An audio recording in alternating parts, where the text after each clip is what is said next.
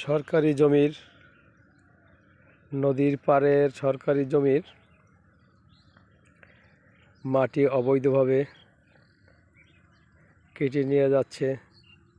আজকে রাত্রেও তারা এই মাটি কেটে নিয়ে যাচ্ছে। সদ্য সেগুলি চিহ্নিত এবং সেগুলি সে অবস্থায় যে মাটিগুলি গত রাত্রেও তারা কাটছে। এছাড়াও তারা বিভিন্ন সময় রাত্রে এবং দিনে সকালবেলা তারা আইসা এই মাটি কেটে নেয়। জোয়ার ও ভাটা দুটাই তারা ব্যবহার করে। যখন জোয়ার থাকে তখন উপরে মাটি কাটে, যখন ভাটা থাকে তখন নিচের মাটি কাটে।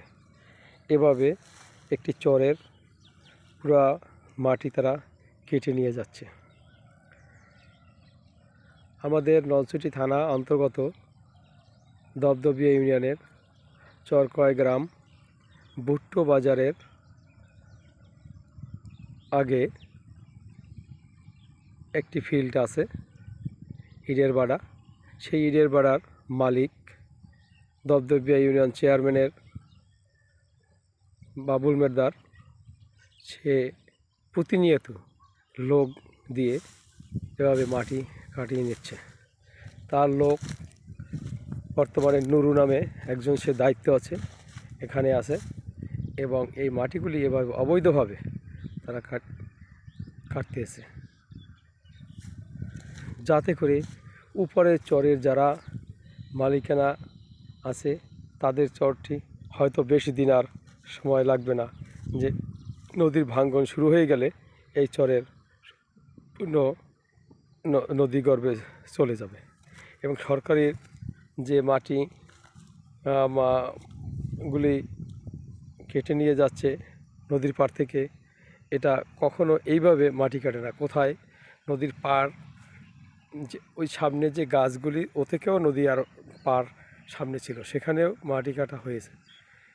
এখান থেকে প্রায় 200 গজের মতো ভিতরে ঢুইকা এভাবে মাটি কেটে তারা সার্বক্ষণিক নিয়ে যাচ্ছে। এবং পরবর্তীতে সামনে যে গাছ, এই গাছের ওই পারেই ইটের বাড়া, এই ইটের বাড়ায় এই মাটিগুলি নিয়ে এখান থেকে ব্যবহার করে সেই চেয়ারম্যানের লোকজন তারা নিয়ে যাচ্ছে এবং চেয়ারম্যানের নির্দেশেই সেই এনেছে মাটিগুলি নিচ্ছে।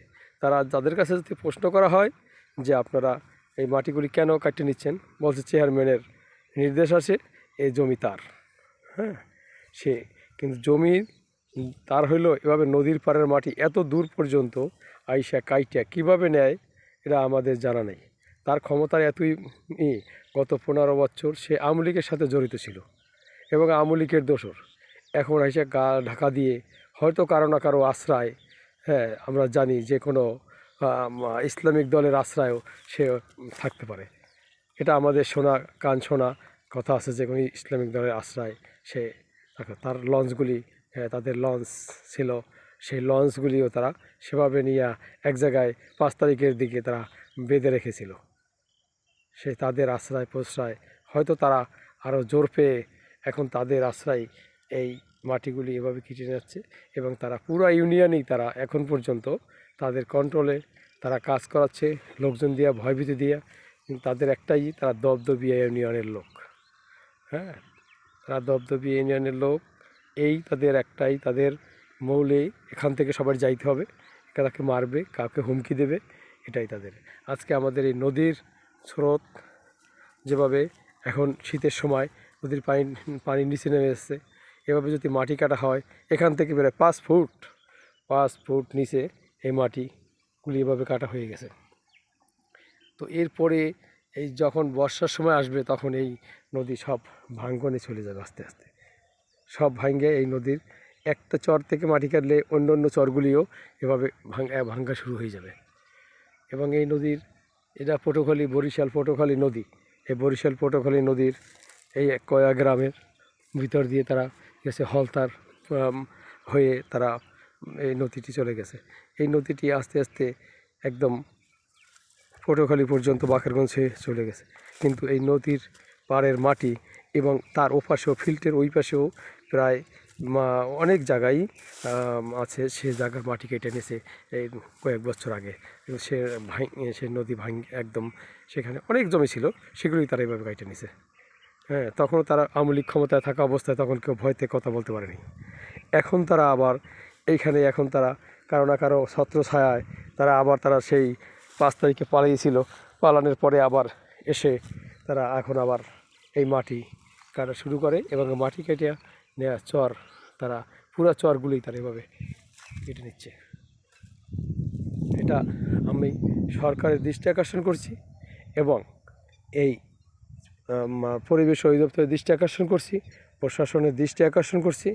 যারা এগুলি স্বচক্ষে তারা এখানে এসে দেখবে যে কী অবস্থা এখানের করছে, এগুলি তারা দেখুক, তারা দেখে অন্তত একটা ব্যবস্থা নিকের, না হয় ভবিষ্যতে এই নদীর গর্ভে যাবে এই গরিব মানুষের এই ফলন, কৃষি ফলন, যেগুলি ধান, এখানে ধান, আমন ধান, এই ধান, এই ফলনশীল এই জমি সব হয়তো নদী গর্ভে একসময় চলে যাবে।